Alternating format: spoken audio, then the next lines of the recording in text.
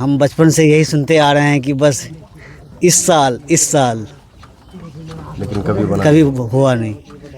क्या पुल तो दूर की बात, बांध से लेके घाट तक आने के लिए जो रोड होना चाहिए वो तक नहीं बना है। आप जाके देख सकते हैं अभी कि लोग कितना गिरते पड़ते, कितनों का पाँव टूटता है, कितनों का सर फटता है, तब जाके किसी तरह पहुंचता है।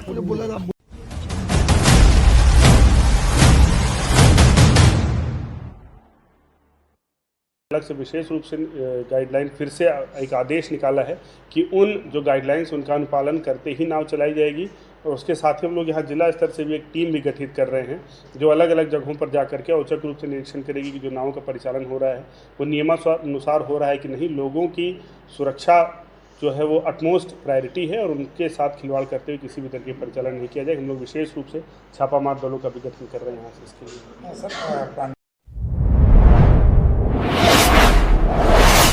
KTN न्यूज वीडियन प्राइवेट लिमिटेड। आजमनगर रोहिया घाट का अब तक नहीं हुआ है डाक विभागीय चुप्पी से बिहार सरकार को राजस्व का लग रहा है चूना, अधिकारी है मौन। कटिहार जिले के आजमनगर रोहिया घाट इन दिनों चर्चा का विषय बना हुआ है।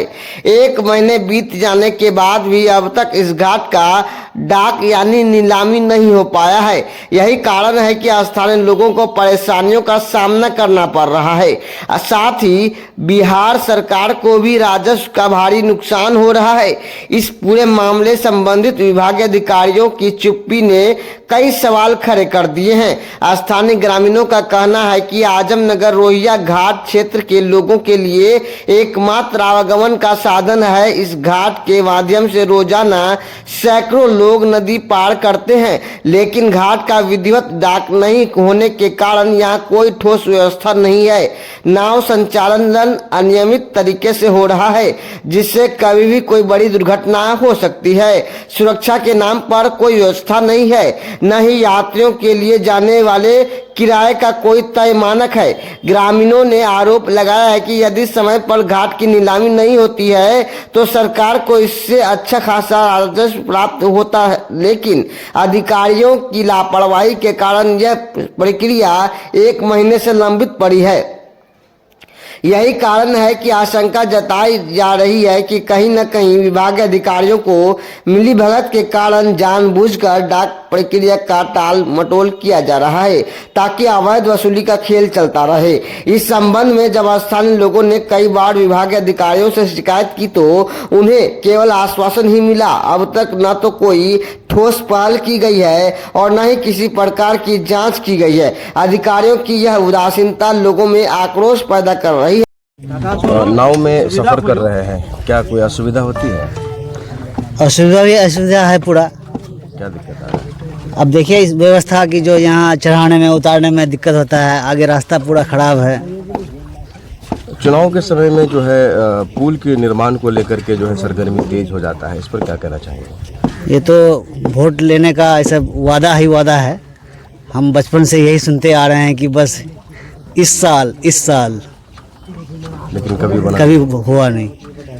क्या पुल तो दूर की बात, बांध से लेके घाट तक आने के लिए जो रोड होना चाहिए वो तक नहीं बना है। आप जाके देख सकते हैं अभी कि लोग कितना गिरते पड़ते, कितनों का पाँव टूटता है, कितनों का सर फटता है, तब जाके किसी तरह पहुंचता है। नाव में परिचालन के लिए पैसा लगता है? हाँ, पैसा लगता है। एक गाड़ी प्लस आदमी 10-20 रुपया।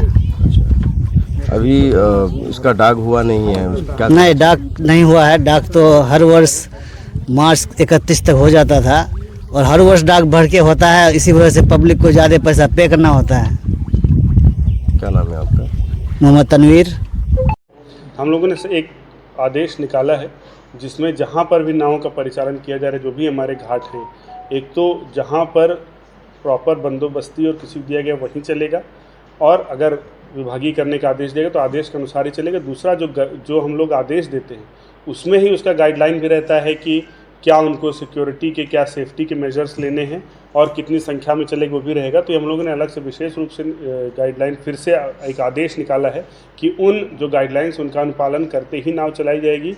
और उसके साथ ही हम लोग यहाँ जिला स्तर से भी एक टीम भी गठित कर रहे हैं जो अलग अलग जगहों पर जा करके औचक रूप से निरीक्षण करेगी कि जो नावों का परिचालन हो रहा है वो नियमानुसार हो रहा है कि नहीं, लोगों की सुरक्षा जो है वो अटमोस्ट प्रायोरिटी है और उनके साथ खिलवाड़ करते हुए किसी भी तरह के परिचालन नहीं किया जाए। हम लोग विशेष रूप से छापामार दलों का भी गठन कर रहे हैं यहाँ से इसके लिए।